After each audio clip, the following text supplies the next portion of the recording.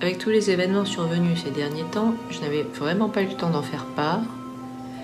Mais sachez qu'en fait, j'ai dû fermer la boutique Etsy, trop difficile d'entretien. Et si vous voulez retrouver mes bijoux faits main, ils sont maintenant à vendre dans une boutique respectivement Vinted, Shopmum et je sais, Instagram. On est tous morts de rire. Quoi qu'il en soit, vous retrouvez leurs liens en description. Merci d'avance à ceux qui y trouveront leur bonheur.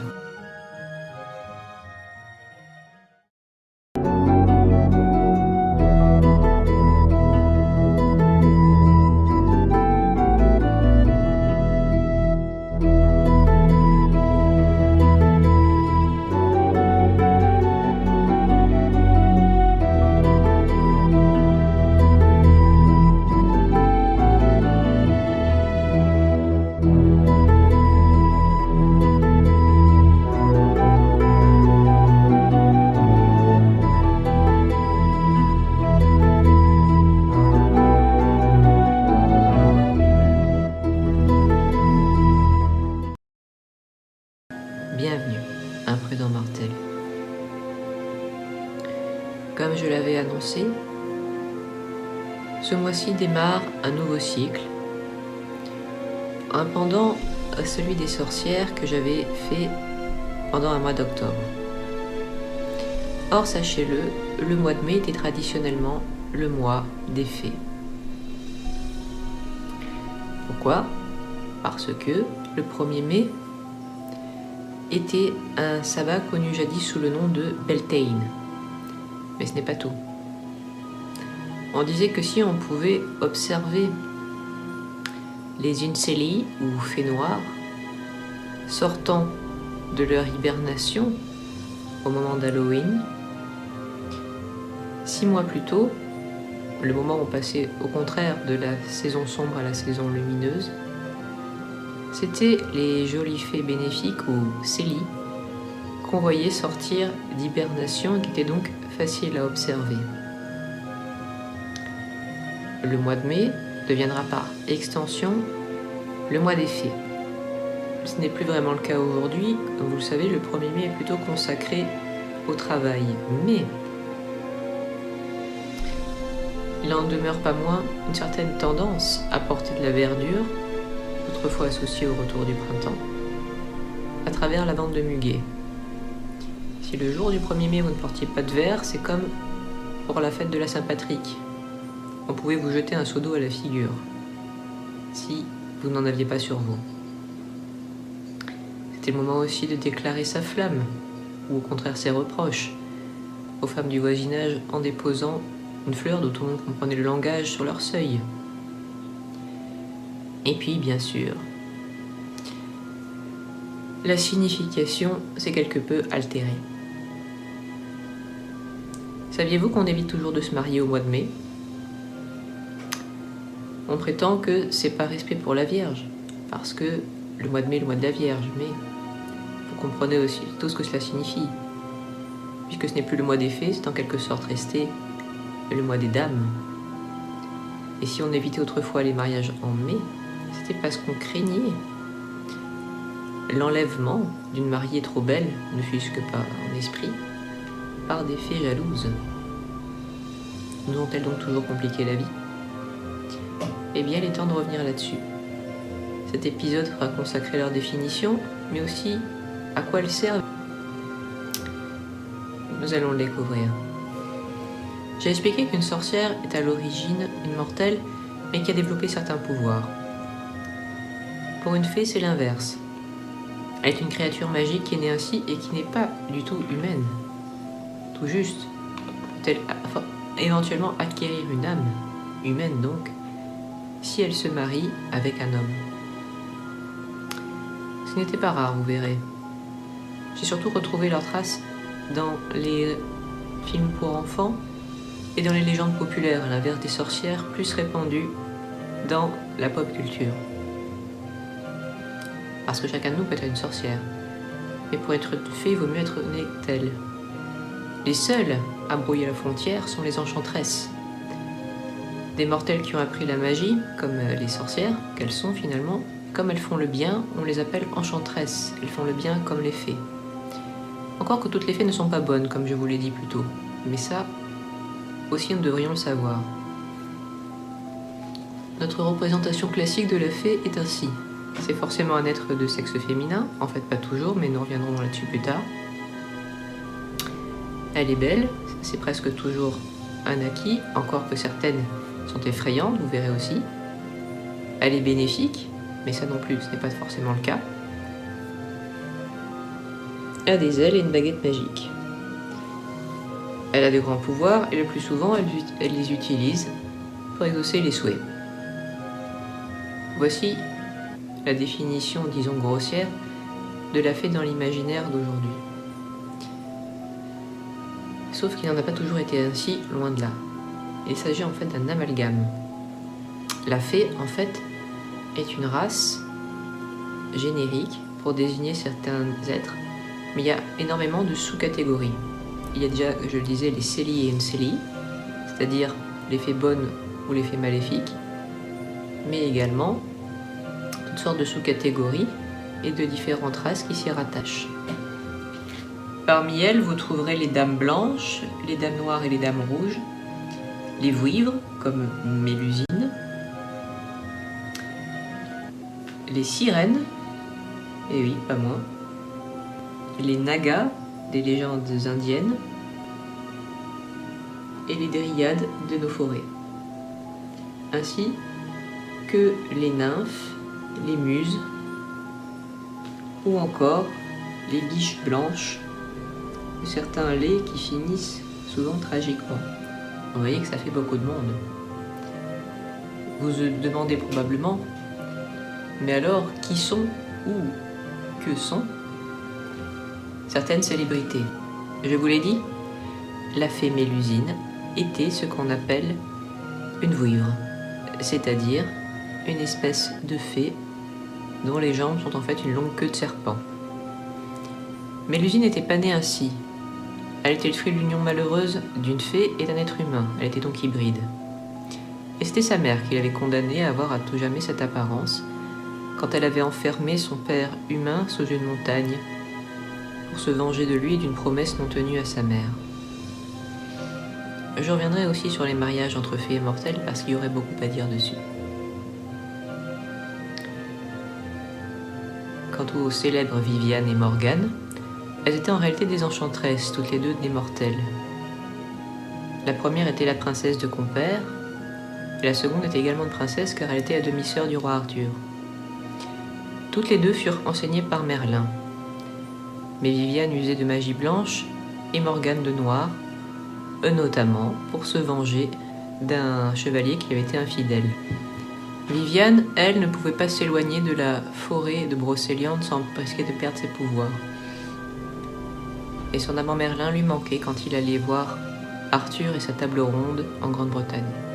C'est pour qu'ils ne soient plus jamais séparés, dit-on, qu'elle l'enferma dans une sorte de prison d'air dans la forêt de Brocéliande, au lieu qu'on appelle encore le tombeau de Merlin. Parmi les autres célébrités, vous demandez peut-être, et la fée Clochette, qui est-elle? Eh bien, c'est une Piliwigin, dite parfois aussi pixie, bien que ce soit plus rare, parce qu'en fait, un pixie est un lutin. Ce sont des petites créatures qui butinent les fleurs et s'assurent qu'elles donnent leur meilleure couleur et leur meilleur parfum. Et ce sont elles, en réalité, qui ont des ailes. On les a attribuées à toutes les fées, mais en fait, ce sont surtout elles qui les utilisent. Quant aux baguettes magiques, elles sont en fait réservées aux enchantresses. Pour ce qui est d'ailleurs d'exaucer les vœux, c'est plutôt aux fées marraines qu'il faut s'adresser. Elles aussi, elles sont très connues, mais les 3 ou 7, selon les récits, marraines de La Belle au Bois dormant, ou la fée marraine de Cendrillon, étaient, je pense, des enchantresses. Pour toutes celles qui n'en sont pas, c'est-à-dire des enchantresses, c'est en fait des humaines, si vous voulez, On prétend que les fées descendent d'enfants que Ève n'aurait pas eu le temps de laver et donc de montrer à Dieu quand il était venu en inspection. Il n'aurait vu que Abel et Caïn. Dieu n'aimant pas qu'on lui cache des choses, il aurait dit à Ève, ces enfants que tu caches derrière ton dos, je les condamne à n'être jamais revus de leurs frères. Les fées descendraient de ces enfants cachés. Elles seraient donc en quelque sorte des cousines. Mais nous ne les voyons plus, ne les entendons plus. À moins d'être un voyant quelconque, car il y en a eu. On dit que les enfants, les bébés, les animaux les voient spontanément, mais qu'ils perdent cette capacité en grandissant concernant les enfants. Certains adultes gardent cette capacité, comme le révérend Kirk, qui est un auteur de beaucoup d'ouvrages sur le sujet, ou certains elficologues renommés en tout cas. Ainsi pour leur nature. Poursuivons avec les fonctions donc de ces lointaines cousines. Les fées marraines descendraient des parcs moires, ces déesses connues dans la mythologie gréco-latine, la mythologie nordique ayant presque les mêmes sous le nom de Nornes. Ces trois déesses donc qui présidaient à la naissance, la vie et à la mort des mortels.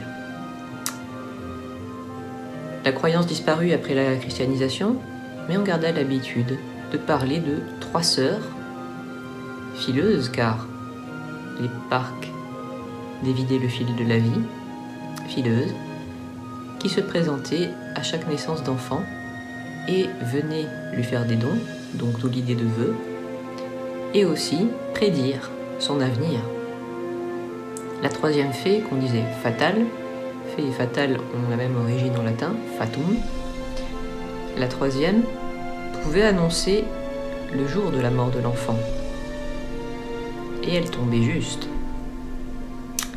Pour ne pas entendre annoncer un trépas proche, on s'abstenait parfois de l'inviter, mais elle arrivait toujours. Voilà pour les fées dites marraines, les descendantes des moires. Elles servaient à connaître le destin des enfants et parfois à l'influencer de manière positive si cela était nécessaire en leur faisant des dons, sachant que le don d'une fée ne se reprend jamais. Mais là, j'en parlerai aussi. L'autre grande fonction des fées dans les contes était souvent d'épouser un beau mortel. Seulement, je pense que ce sera plus approprié que j'en parle plus tard, où l'on voit que souvent les fées étaient un reflet magnifié des femmes mortelles.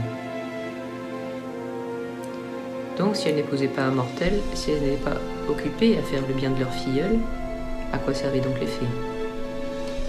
Elles sont souvent occupées à influencer en fait les saisons et le temps. Dans la série de films qui a été consacrée à la fée Clochette, on apprend que les fées qui vivent dans le pays imaginaire président aux saisons à travers leur capacité envers un élément en particulier, qui est l'eau, l'air, la lumière ou les animaux. Ce sont elles, par exemple, qui peignent les feuilles en jaune quand vient l'automne ou qui apprennent aux animaux à hiberner. Sans elles, les saisons ne changeraient donc pas. Dans le second film, détail très amusant, une fillette confie à Clochette qu'elle a toujours cru, en réalité, que les saisons dépendaient de la course de la Terre autour du Soleil. Ça, se dit Clochette, c'est ce qu'on essaye de vous faire croire. Divers rituels qui ont disparu avec la christianisation servaient souvent d'ailleurs à se concilier les bonnes grâces des fées quand il s'agissait de recevoir de bonnes récoltes. Celles que l'on appelait les tempestaires, par exemple, étaient capables d'influencer le climat et faire en sorte qu'il soit clément au moment où on en avait besoin ou rude, si ce n'était pas nécessaire. Vous avez dû entendre comme moi des personnes âgées dire « C'est pas croyable ce temps. Avant, l'été ressemblait à l'été, l'hiver à l'hiver. » Eh bien, les anciens plaçaient cela au crédit de l'action bienfaisante des tempestaires. au moment de Noël et avant que le Père Noël ne s'impose un peu partout. Et il y avait aussi ces fées pourvoyeuses qui portaient des cadeaux aux enfants méritants, comme Dame Bertha, la Dame des Neiges ou la Babouchka, et même Tante Ariée, chère à la Franche-Comté. On dit aussi qu'elles examinaient les travaux des ménagères, récompensaient celles qui travaillaient bien et punissaient les paresseuses. Vous allez me dire, ouf, ça c'était des histoires qu'on racontait pour inciter à être une bonne ménagère. Peut-être. Mais s'il y avait les récompenses des fées à la clé, pourquoi pas? Car Dame Bertha avait la réputation de rendre au centuple ce qu'on lui offrait. N'oublions pas non plus la Befana, car elle ressemblait à une sorcière, mais c'était bien une fée. Sainte Lucie est une évolution très étonnante d'un archétype féerique. Au départ, on expliquait l'alternance de l'été et de l'hiver en disant que la déesse Perséphone passait l'hiver aux enfers avec son mari, Hadès, et l'été avec sa mère, Déméter. Mais qu'en est-il le jour où plus personne n'a cru en Perséphone, ni en Déméter, ni en Hadès? Il y avait quand même, il en restait des traces. On prétendait qu'une fée s'éveillait en même temps que s'éveillait le printemps. On l'appelait la Belle de Mai et cela a été matérialisé par ces femmes que l'on élisait comme telles le 1er mai. En Suède, après une terrible famine, on prétend qu'une dame Lucie, coiffée d'une couronne de bougies, serait venue y mettre fin en apportant des denrées apparues miraculeusement, et on continue de célébrer ce qu'elle a fait toutes les saintes Lucie, c'est-à-dire le 6 décembre, en Suède, où la fille aînée de chaque famille réveille ses parents avec une couronne de bougies, du café et des brioches. Alors, oui, on peut s'interroger, cette sainte Lucie est-elle réellement la sainte Lucie de Sicile, qui, dit-on, sacrifia ses 2 yeux quand elle fut martyrisée? Comment se serait-elle subitement retrouvée en Suède? Fallait-il y voir simplement une corrélation avec le jour de sa fête, puisqu'autrefois c'était à ce moment-là que les jours redevenaient plus longs et que la lumière revenait, ou son prénom veut dire lumière? Est-ce que par hasard, elle ne cacherait pas une entité plus ancienne, fée ou déesse, qui ramenait le printemps? On peut se le demander. Sans parler du fait que par la suite, viendront des contes de fées où il serait question d'une belle endormie qu'un prince charmant réveille. La belle au bois dormant, Blanche-Neige, descendrait-elle de Perséphone?